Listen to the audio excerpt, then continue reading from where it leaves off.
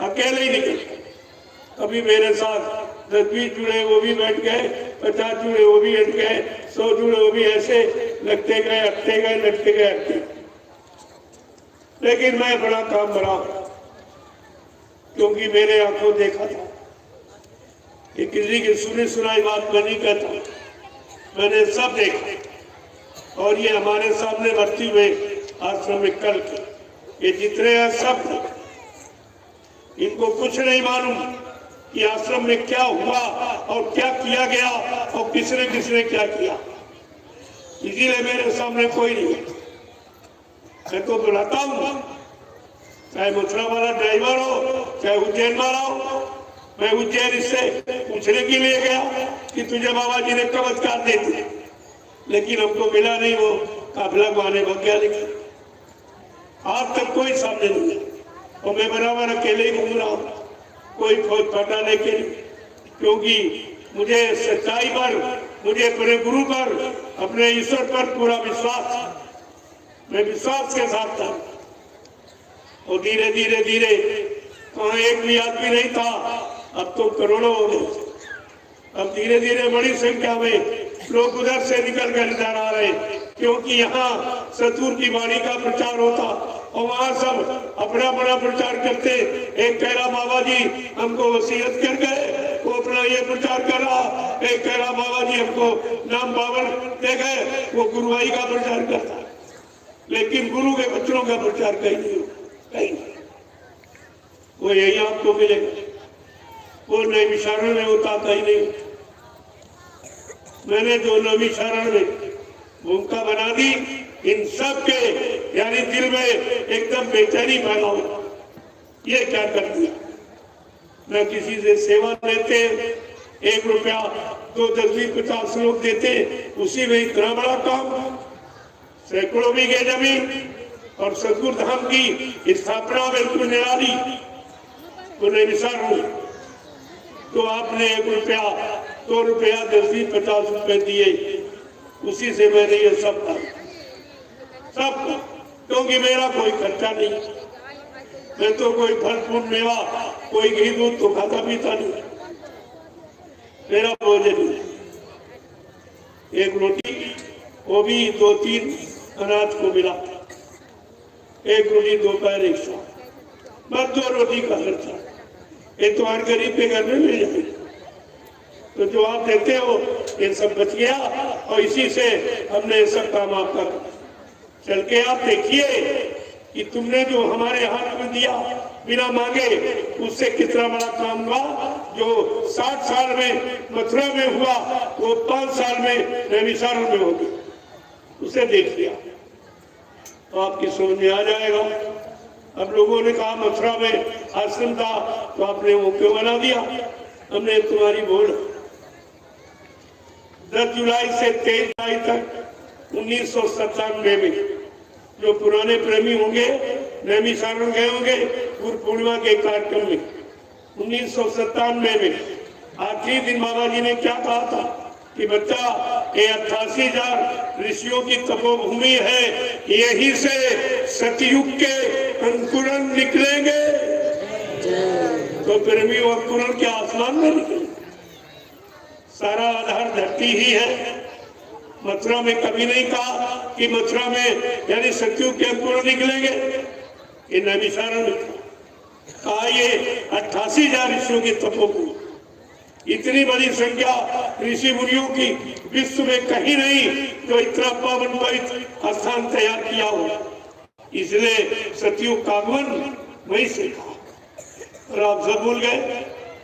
तो मैंने उन्हीं बच्चों को ध्यान में रखकर मैंने नैमिषारण में आपके लिए व्यवस्था बना दी कि आप परेशान होंगे कहाँ जाएंगे, क्योंकि मथुरा से तो भगाया जा रहा।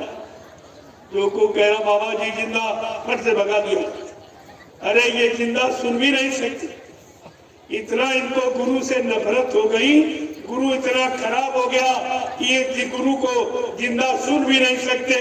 तो प्रेमियों, ये भविष्य में देख क्या सके, ये क्या दर्शन कर सकते, इतनी नफरत। जबकि यहाँ जिंदा सबको कहा जाता, जो चले गए उनको भी आप जिंदा कहते। वही पुराना प्रधानमंत्री राष्ट्रपति जब स्वतंत्रता दिवस आती तो सबको जिंदाबाद नारों से भी घोषित किया जाता, और ये अपने गुरु को बुलाते हैं।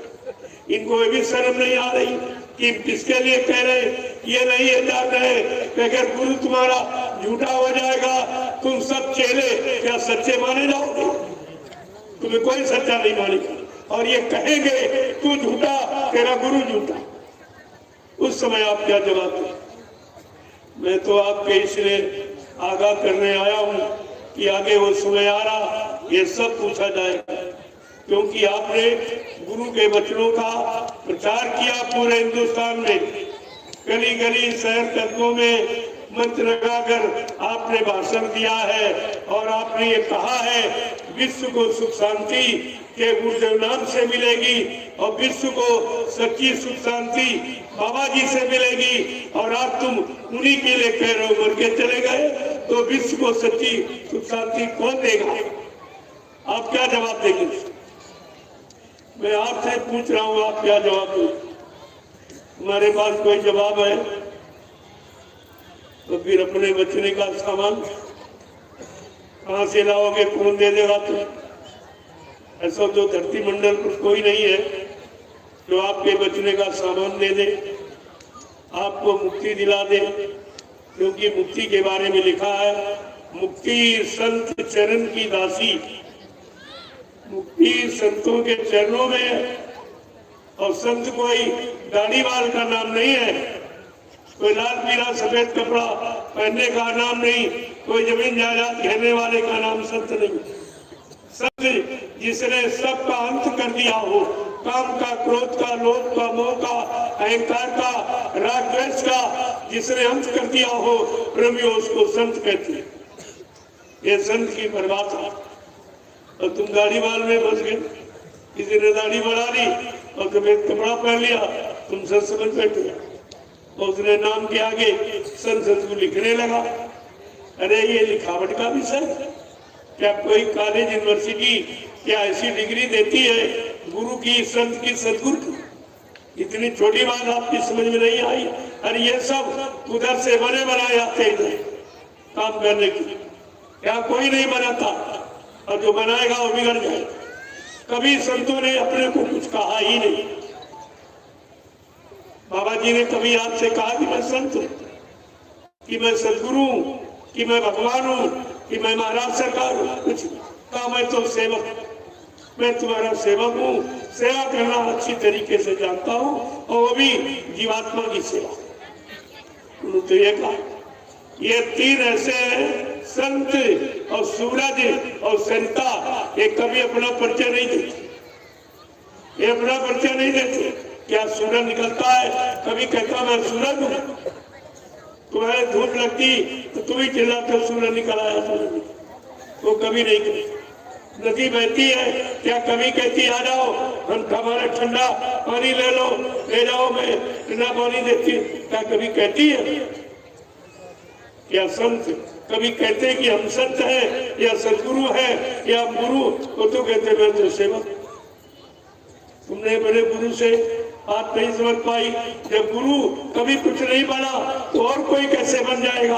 अगर बन जाएगा तो बिगड़ जाएगा। जो बना सो बिगड़ा और बना सो बुताना, ये तो नियम है कुदरत का, और आपको ऐसा सोचना चाहिए। लेकिन तुम्हारी समझ में कुछ नहीं आया।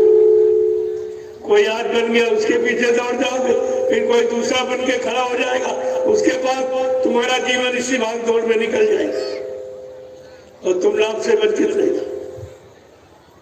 इसलिए प्रेमियों, समय बहुत खराब है, अभी कुछ नहीं, जो आगे खराब आ रहा जिसकी मैं सूचना लेके आया। ऐसे बाबा जी ने पहले भी कहा था, ये जो कोरोना की बीमारी, बाबा जी ने 6 नवंबर 1986 में एक कोरोना नाम की बीमारी का जिक्र किया था। कहा बच्चा अगर तुम सपरिवार शाकाहारी न हुए तो कुदरत नाराज हो गई है और नाराजगी में एक ऐसी बीमारी छोड़ देगी जिसका नाम कोरोना होगा। करो ना, क्या क्या न करो तो बीमारी नहीं आएगी। अंडा न खाओ, मुर्गा न खाओ, मछली और बकरे का मुर्गा मांस ये न खाओ, और बुद्धि नाशक नशा, शराब है, गांजा है, ताड़ी है, भांग है, अफीम, ये बुद्धि नाशक नशा प्रयोग न करो। अगर ऐसा नहीं करोगे तो कोरोना आ जाएगा, और ये कर दोगे तो कोरोना नहीं।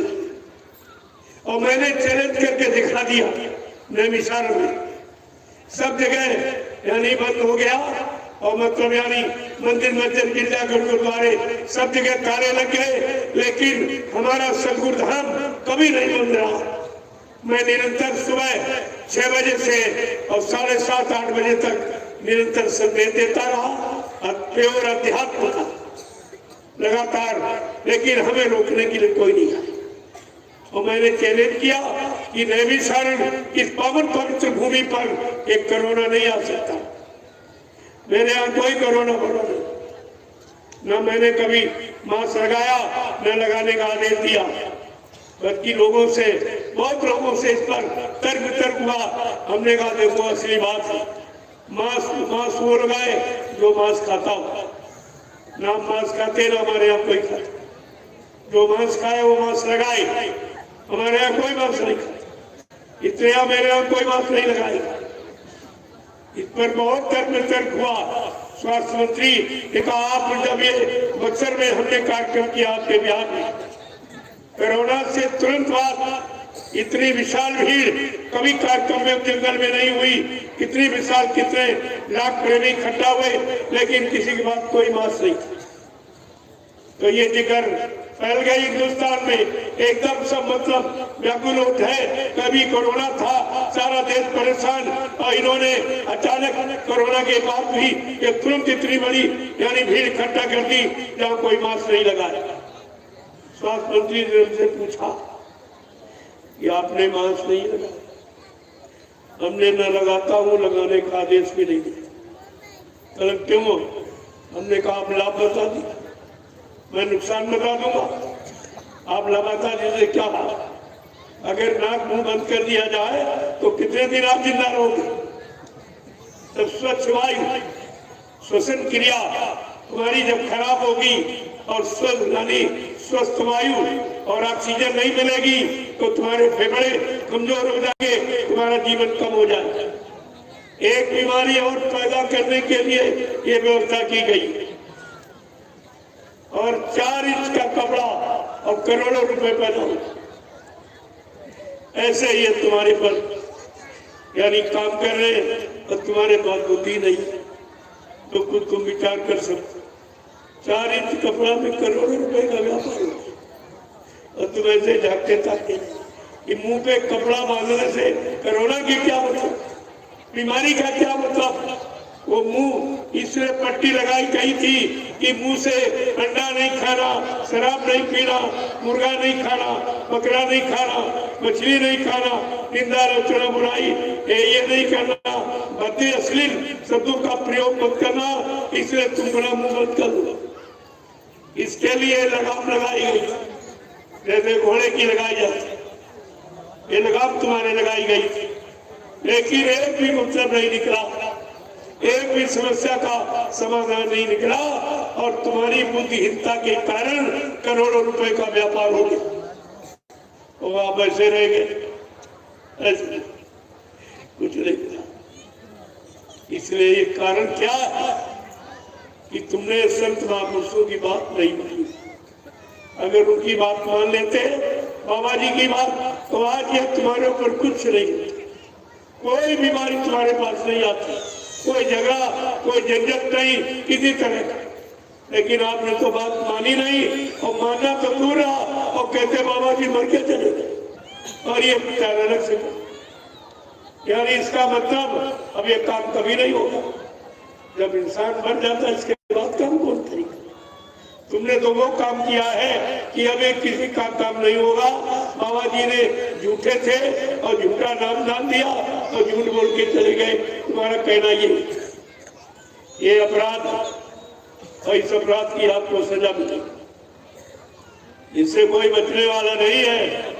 और आज सबने किया और अब भी कर रहे हैं, अभी दूरी बढ़ा रहे हैं, अभी उनकी समझ में नहीं आ रहा ये सब क्या हो रहा।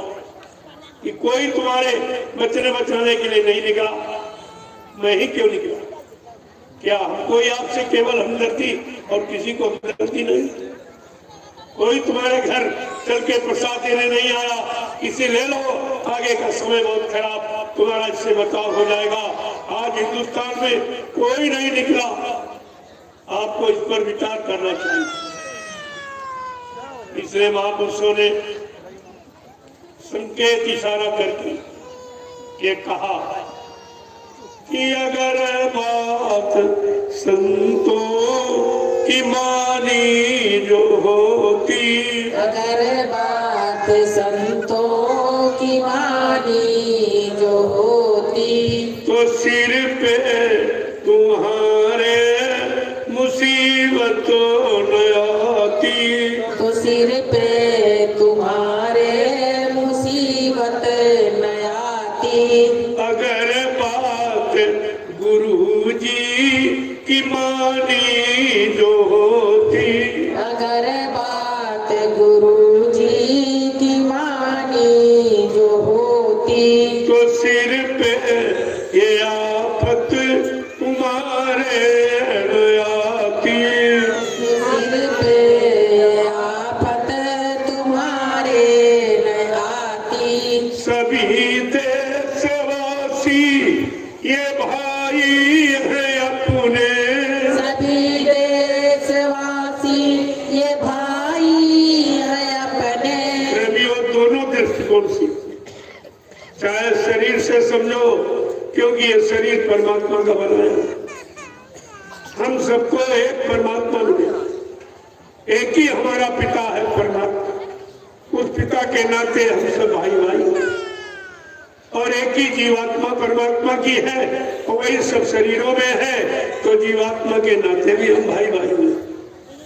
लेकिन महापुरुष क्या दिला दे कि सभी देशवासी ये भाई है अपने, सभी देशवासी ये भाई है अपने। तो फिर पैर की नीति ठानी क्यों तुमने, फिर पैर की नीति ठानी क्यों तुमने। दया प्रेम सेवा तुम्हारे में होती, दया प्रेम सेवा तुम्हारे में होती।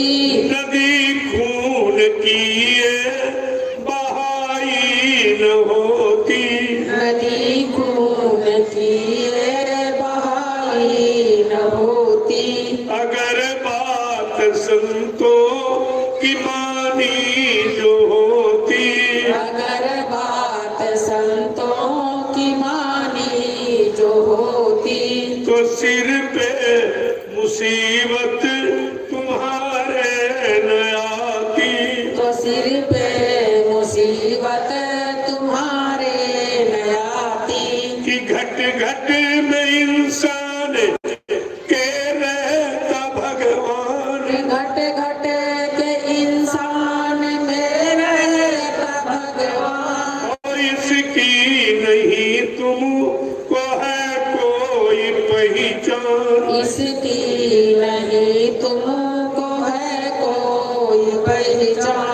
अगर दिल भवन में सफाई जो होती, अगर दिल भवन में सफाई जो होती, तो मंदिर ये मस्जिद बनाई न होती, तो मंदिर मस्जिद बनाई न देखो ये होती। भी आपकी कितनी बड़ी भूल, गलती करते हैं इस मनुष्य शरीर में और माफी मांगने जाते हैं इस पत्थर वाले पर। गलती तो इसमें करते हो, पाप इसमें करते हो, गुनहगार इसमें करते हो, जितने गुनाह सब इसी मनुष्य रूपी मंदिर में करते हो, और माफी मांगने ईंट पत्थर वाले में जाते हो, जहाँ कोई नहीं दे, न कोई सुनने वाला, न कोई देने वाला, न कोई लेने। ये कितनी बड़ी भूल है। जबकि धर्मशास्त्र ये बराबर जानकारी आपको दे रहे हैं कि न हम बसामि वैकुंठे योगिना हृदय नचा मम भक्त्वा यत्र गान्ति ये नारद मैं यहाँ कहीं नहीं रहता, जहाँ तुम हमको खोज रहे हो न मैं पानी में, न कागज में, न पत्थर में, मैं तो तुम्हारे सबके अंदर आत्मा रूप में विद्वान हूँ। ये आत्मा परमात्मा का अंश रूप में मैं तुम्हारे सबके अंदर बैठूं। ये जानकारी किसी ने दी? सबने आपको बाहर फंसा दिया और जहाँ मिलना है और जो मिलती है उससे दूर रखा। अरे शरीर तो मिलेगा नहीं, ये तो कहीं जाएगा ही तो जला के राख कर दिया जाएगा, गड्ढा खोद के काट दिया जाएगा, लेकिन जाएगी जीवात्मा निकलकर वो दरबार में पहुंचेगी और जीवात्मा तुम्हारे अंदर बैठी है। तुम्हारी सारी कमियां, सारे दोष, सारे गुनाह पाप सब नोट कर ली। किस तारीख में आपने क्या किया? बाबा जी ने एक इशारा किया था कि बच्चा, कुदरत ने तुम्हारे पीछे एक कैमरा लगा दिया जो तुम्हारा हर यानी कर्म को देखे।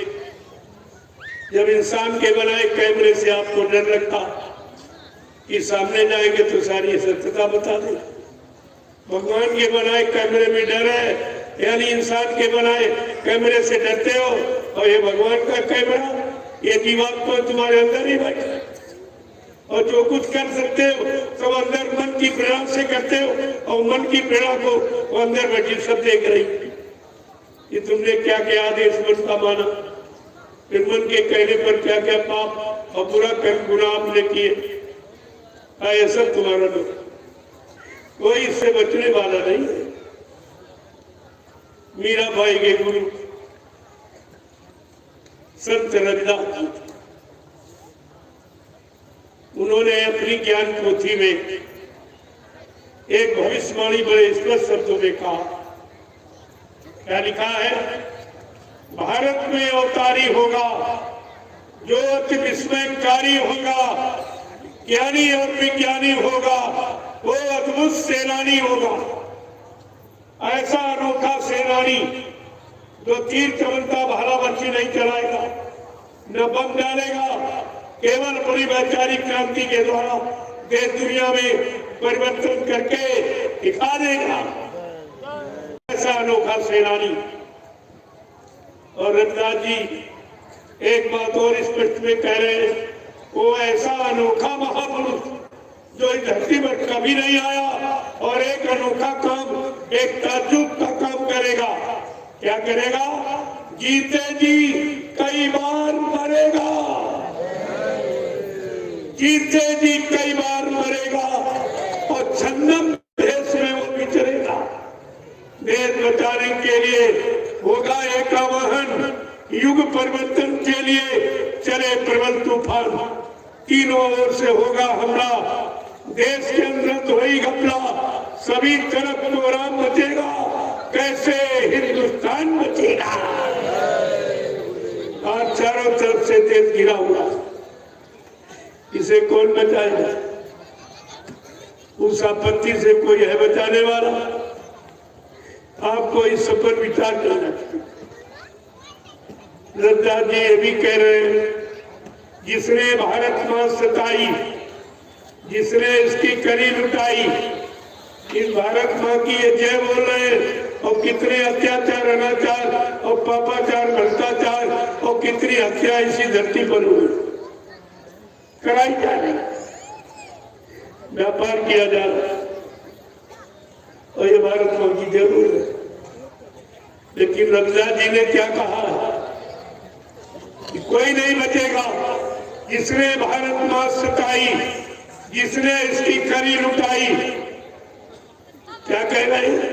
नेता, मंत्री और अधिकारी, जब तब नेता शब्द नहीं था, आज सैकड़ों वर्ष पहले आए थे रविदास जी, उन्होंने ये शब्द यानी उच्चारण किया है कि कौन कौन अपराधी होंगे, किनको किनको क्या क्या सजा मिलेगी। कहते हैं नेता, मंत्री और अधिकारी, इनको जान बचाना होगा भारी। एक दिन ये सब छोड़ के मैदान भागेंगे, अपने अपने घरों में छिपेंगे, लेकिन वो महापुरुष क्या करेगा? ढूंढ ढूंढ कर बदला लेगा, सब हिसाब चुकता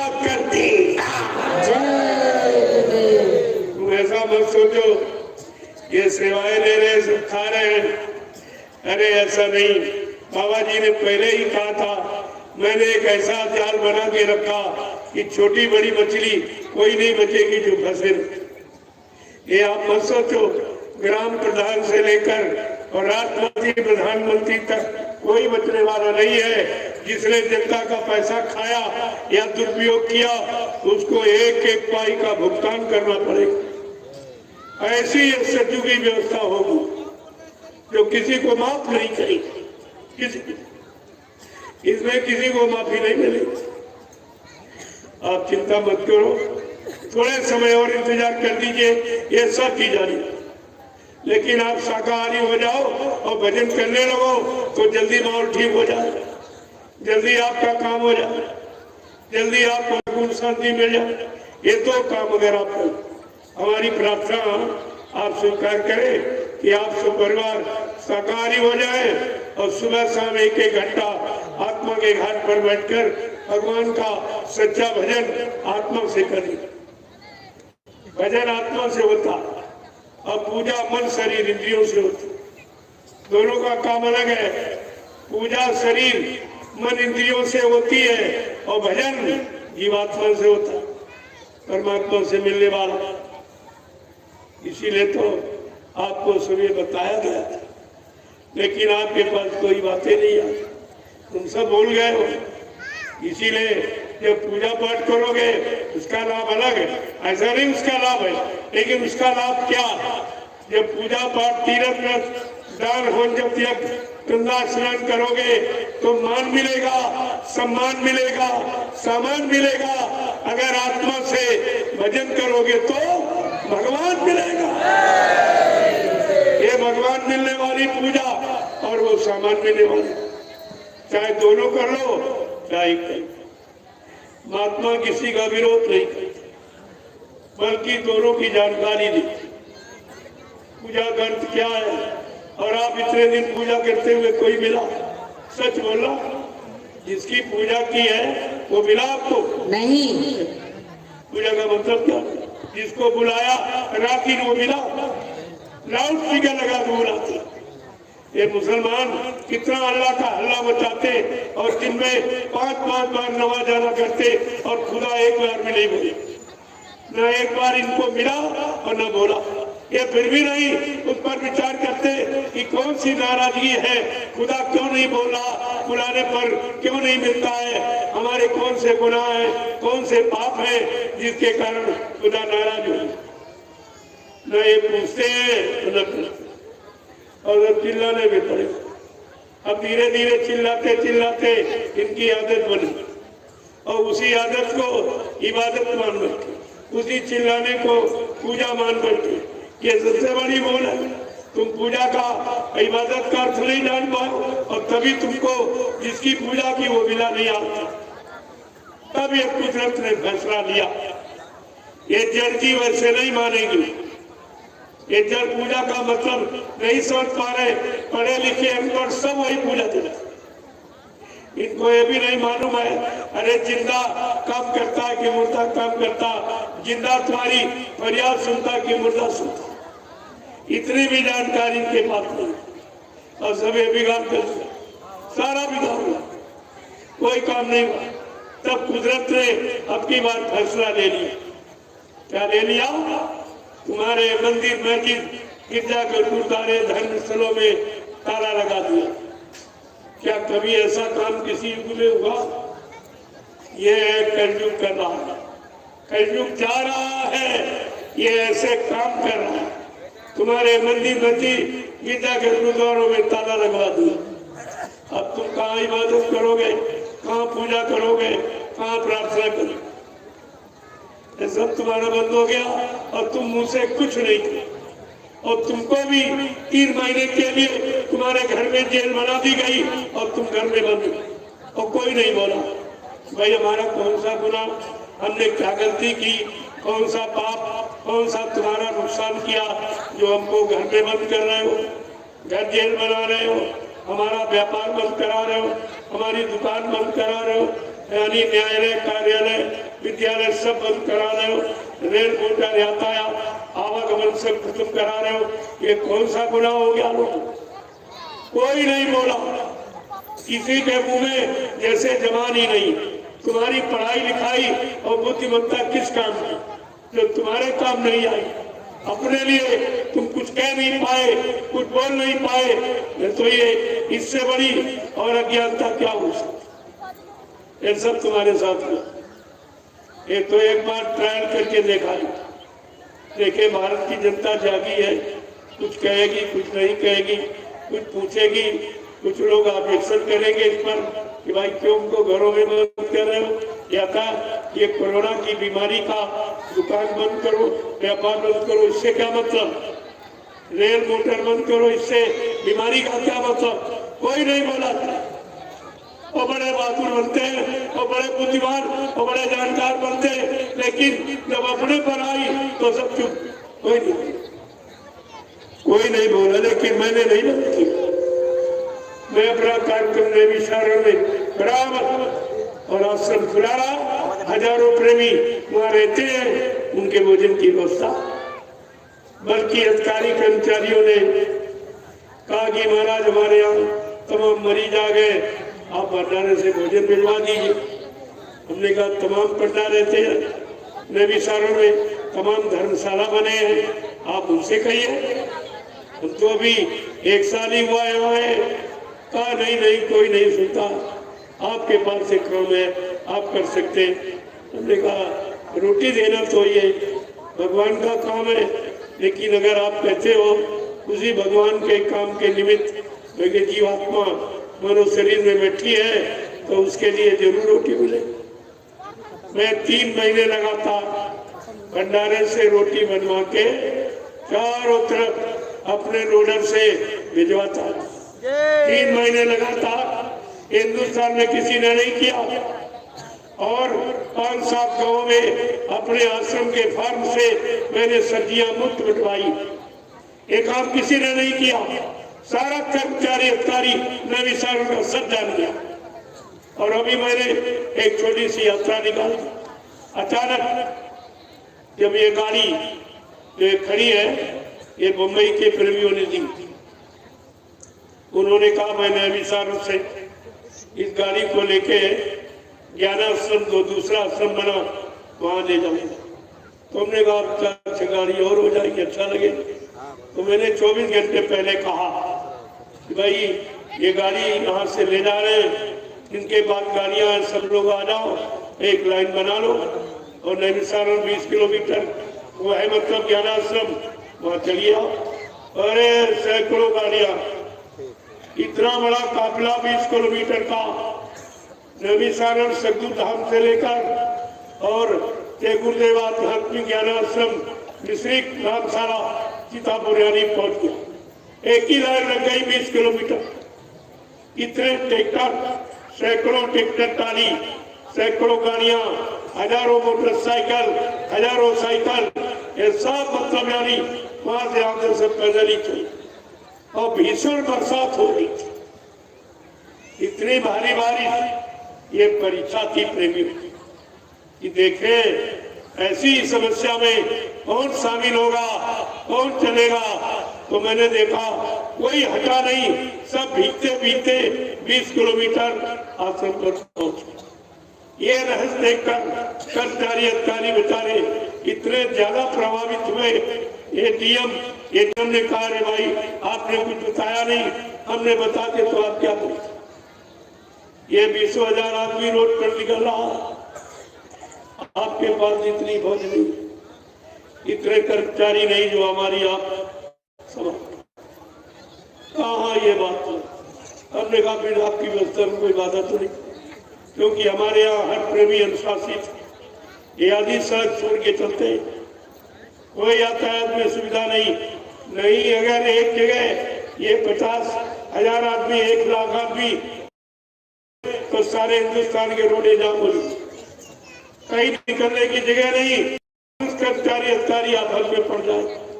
लेकिन इतना बड़ा काफिला नवी सारण सद्गु धाम से जो 20 किलोमीटर का था और निकला, और किसी व्यवस्था में कोई बाधा नहीं, और भीषण बारिश, धुआंधार बारिश हो रही। कोई प्रेमी हटा नहीं। इसको कहते हैं सतधर्म, इसको कहते हैं एकता, इसको कहते हैं आध्यात्मिकता, इसे कहते हैं।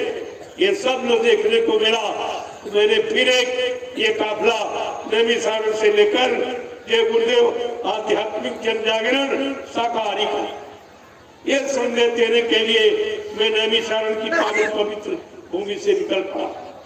और आपके रांची में एक विशाल कार्यक्रम 7 दिन का करने के बाद मैं आपके बिहार के लिए मैं निकला हूँ 2 महीने की। बिहार का पूरा दौरा करूँ, इसी तरह जगह जगह संदेश देता हुआ, प्रसाद बांटता हुआ पूरे बिहार का। और इसके बाद 7 दिन के लिए मैं आपके पड़ोसी देश नेपाल में चला जाऊंगा, वहां भी कार्यक्रम करके प्रसाद बांटता। फिर मैं उत्तर प्रदेश के पूर्वांचल में कार्यक्रम, इसके बाद फिर गर्मियों में सोचूंगा कि किधर काफिला लेके जाना।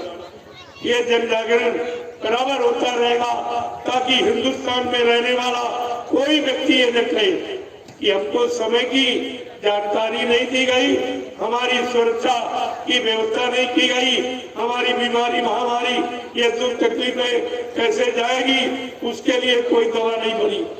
ये प्रसाद दवा है, लेकिन परहेज करके खाओगे तो परहेज है शाकाहारी बन। अगर आप शाकाहारी बन जाओ, दूसरे के धनिष्ठि से दूर हो जाओ, तो मैं चैलेंज के साथ आपके बीच में कह रहा हूँ, ये जय गुरुदेव नाम और ये उसी नाम का प्रसाद, ये आपको भारी लाभ, हर तरफ का लाभ है। जय गुरुदेव, जय गुरुदेव। अब देखो यात्रा आगे बढ़नी है, समय कम है, इसलिए मैं आवाज के सत्संग का यहीं से मेरा फिर सुनने के लिए आप आगे चलेंगे। इस तरह में तो पूरे देश में जानकारी दूंगा। जय गुरुदेव, जय गुरुदेव, जय गुरुदेव नाम किसका, जय गुरुदेव नाम किसका, जय गुरुदेव नाम किसका, प्रभु का प्यारा नाम। अब आप लोग खड़े हो जाइए, तो खड़े हो जाओ आप लोगों। जितनी देर तुम्हारे खड़े होने पर, बस आप समझ लो उतनी देर सती वाले। अभी आप खड़े नहीं हो पाए हो तो चलोगे कब, और चलोगे नहीं तो पहुंचोगे। ये इशारे समझिए आप। खड़े तो आप रोज ही होते, बैठते हो, लेकिन खड़ा कब हुआ जाता किस काम की, अच्छे सच्चे काम के लिए। अब आप खड़े हो जाए और बैठो तो पूजा भजन के लिए बैठो, और झुको वहां जहां कुछ मिले। जहां से सब जा रहा वही झुक रहे हो। ये शरीर की 3 स्थितियां अगर तुम्हारी समझ में आ जाए तो इसी शरीर में जीवात्मा बैठी, उसकी भी बात आपको समझना। पहले आप शरीर को समझो, बाद में जीवात्मा। जय गुरुदेव, जय गुरुदेव,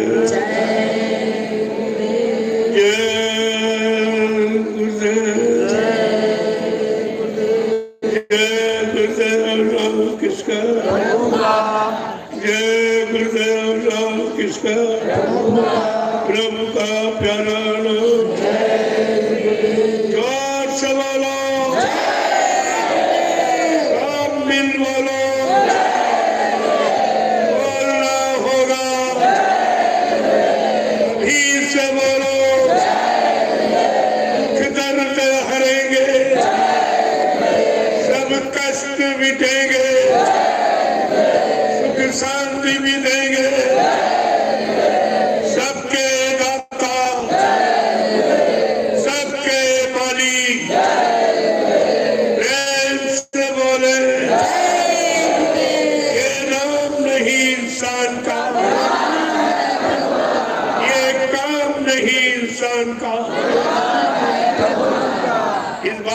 मुसलमान कोई बात नहीं। अब ये काम इंसानों के बस का नहीं, चाहे राजनीतिक हो चाहे धार्मिक, दोनों व्यवस्थाएं एकदम ध्वस्त हो चुकी। न राज में नीति रही है और न ही धर्म रहा।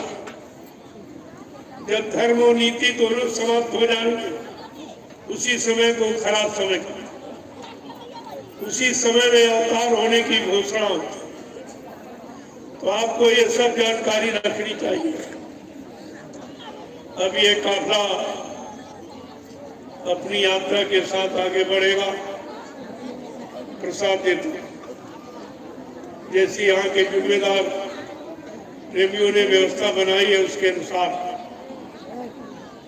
अब मैं आपका दर्शन करूंगा, आपको प्रणाम करूंगा और आज का ये प्रसाद आपको मिल जाए। प्रसाद तो इस समय हमारा मुख्य लक्ष्य प्रसाद वितरण का है कि किसी तरह से जल्दी से आपको बचा लिया, परेशानी मुसीबतों बीमारियों से आपको शाकाहारी बनाकर और प्रसाद देके बचा दिया जाए।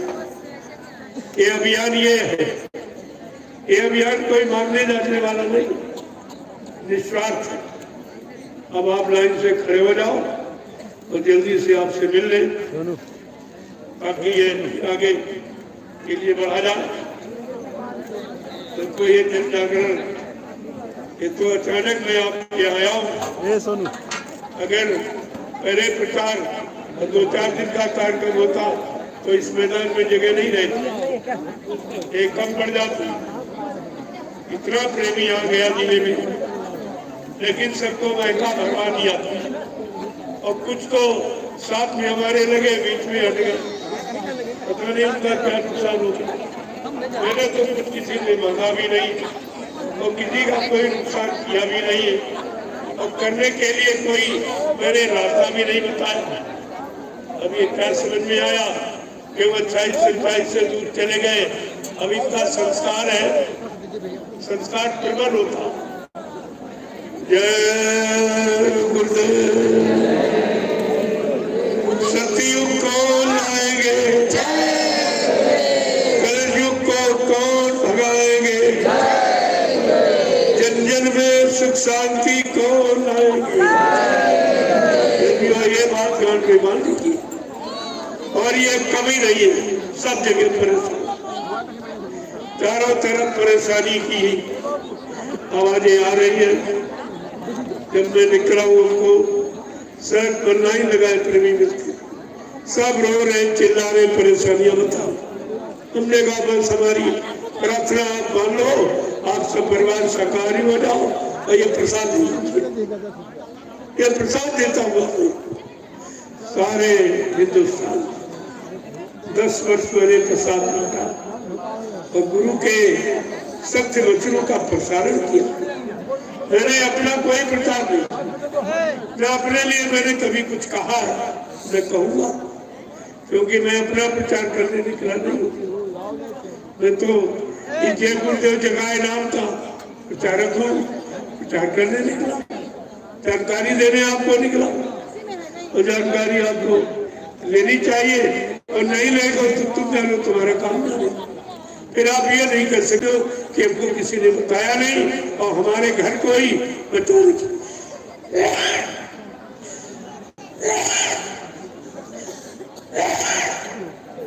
कोई बचाने के लिए हमारे घर प्रसाद देने लगे। ये काम हिंदुस्तान में कोई नहीं, इतने हमदर्दी तुम्हारे प्रति किसी को नहीं है।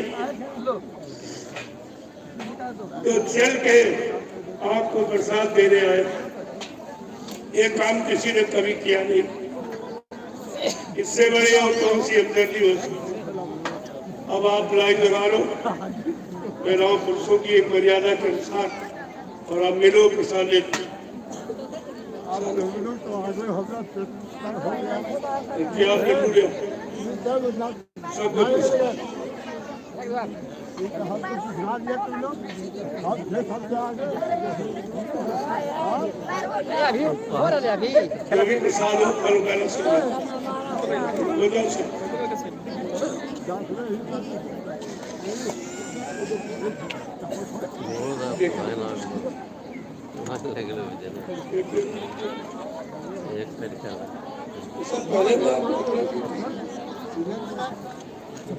चलो जल्दी करो, आगे निकलना भी है। जल्दी करें आप।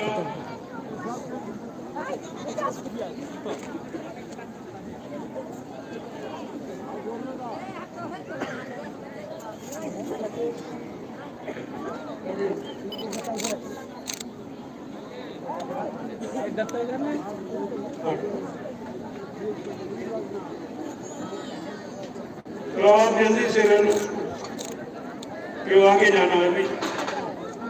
एक शोभा यात्रा लेकर, एक काबला शोभा यात्रा के साथ आगे बढ़ेगा।